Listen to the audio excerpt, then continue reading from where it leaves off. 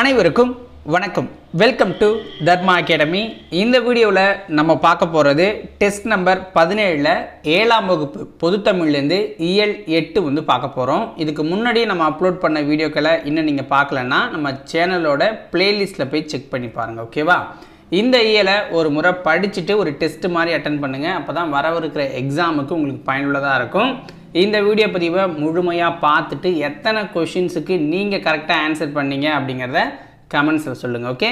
வாங்க வீடியோக்குள்ளே போகலாம். முதல் வினா: பொய்கை ஆழ்வார் டேஷ் அருகில் உள்ள திருவெகா என்னும் ஊரில் பிறந்தவர். பொய்கை ஆழ்வார் திருவெகா அப்படிங்கிற ஊரில் பிறந்திருக்கிறார், ஓகேங்களா? அது அந்த ஊர் அப்படிங்கிறது எந்த டிஸ்ட்ரிக்ட் பக்கத்தில் இருக்குது? ஆன்சர் பாருங்கள். காஞ்சிபுரம் அருகில் உள்ள திருவெகா அப்படிங்கிற ஊரில் பிறந்திருக்காரு. இரண்டாவது வினா: டேஷ் உள்ள முதல் திருவந்தாதி பொய்கை ஆழ்வார் பாடியது. எதில் இருக்கிற முதல் திருவந்தாதி பொய்கை ஆழ்வார் பாடியது? ஆன்சர் பாருங்கள். 4000 திவ்ய பிரபந்தத்தில் உள்ள முதல் திருவந்தாதி பொய்கை ஆழ்வார் பாடியது. அடுத்த வினா: 4000 திவ்ய பிரபந்தத்தில் இரண்டாம் திருவந்தாதியை இயற்றியவர் யார்?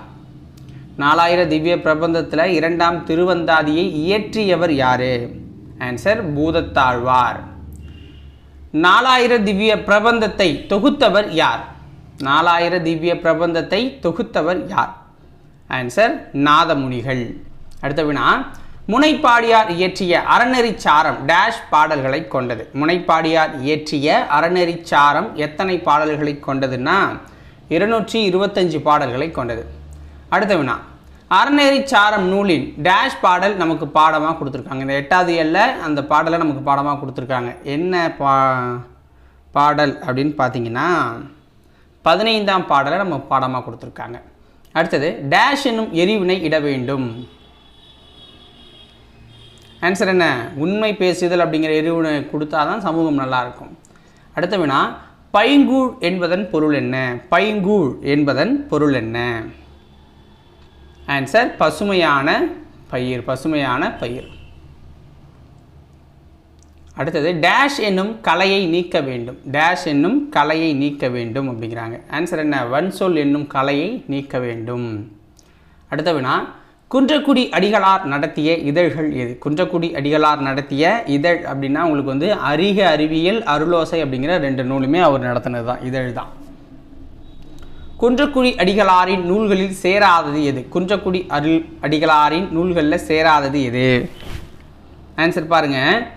நாயன்மார் அடிச்சுவட்டில், குறட்செல்வம், ஆலயங்கள், சமுதாய மையங்கள்லாம் அவர் எழுதினது. அருளோசை அப்படிங்கிறது அவர் எழுதின நூல் கிடையாது, ஓகேங்களா? அடுத்த வினா: வறுமையை டேஷ் என்று கூறுவர். வறுமையை டேஷ் என்று கூறுவர் அப்படிங்கிறாங்க. ஆன்சர் என்ன? பிணி என்று கூறுவர். அடுத்த வினா: உலகம் உண்ண உன் உடுத்த உடுப்பாய் என்ற வரிகளுக்கு சொந்தக்காரர் யார்? பாரதிதாசன். அடுத்த வினா: ஒருவர் எல்லாருக்காகவும் எல்லோரும் ஒருவருக்காக என்பது டேஷ் நெறி. ஒருவர் எல்லாருக்காகவும் எல்லோரும் ஒருவருக்காக என்பது டேஷ் நெறி அப்படிங்கிறாங்க. ஆன்சர் என்ன? பொது உடைமை நெறி. அடுத்த வினா: ஜென் என்னும் ஜப்பானிய மொழிச்சொல்லின் பொருள் என்ன? ஜென் என்னும் ஜப்பானிய மொழிச்சொல்லின் பொருள் தியானம் செய் அப்படிங்கிறது தான்.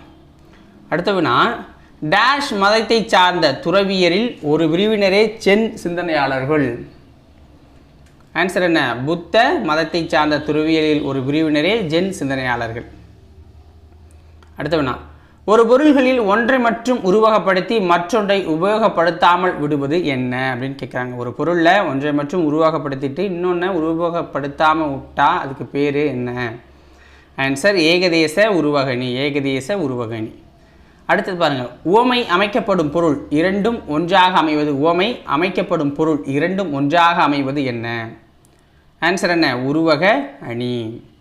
அடுத்தது: இன்பம், இன்ப வெள்ளம், துன்பக் கடல் இவற்றில் உள்ள அணி என்ன? இன்ப வெள்ளம், துன்பக் கடல் இவற்றில் உள்ள அணி என்ன? ஆன்சர் என்ன? உருவகம். ஏன்னா உருவகப்படுத்துகிறாங்க, அவ்வளோதான்.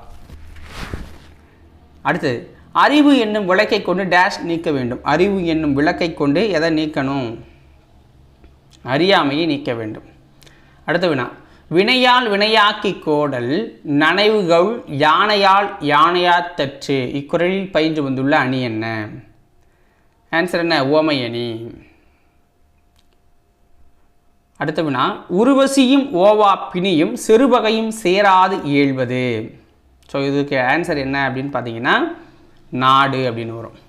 அடுத்த வினா, மக்கள் அனைவரும் டேஷ் ஒத்த இயல்புடையவர்கள். மக்கள் அனைவரும் டேஷ் ஒத்த இயல்புடையவர்கள் அப்படின்னா பிரப்பால் ஒத்த இயல்புடையவர்கள்.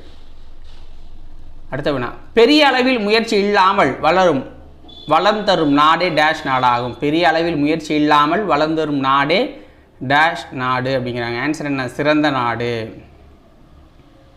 உயர்ந்த பண்புகளை உடையவர் செய்வதற்கரிய செயல்களை உரிய டேஷ் செய்து முடிப்பார்.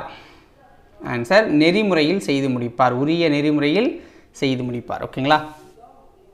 இதோட இந்த வீடியோ பதிவு முடியுது. உங்களுக்கு பிடிச்சிருந்துச்சுன்னா ஒரு லைக்கை போட்டு விடுங்க. எத்தனை கொஷின்ஸ்க்கு ஆன்சர் கரெக்ட் அப்படிங்கிறத கமெண்ட்டில் சொல்லுங்கள். நாளைக்கு வேறு ஒரு வீடியோ பதிவில் உங்களை வந்து சந்திக்கிறேன். நன்றி, வணக்கம்.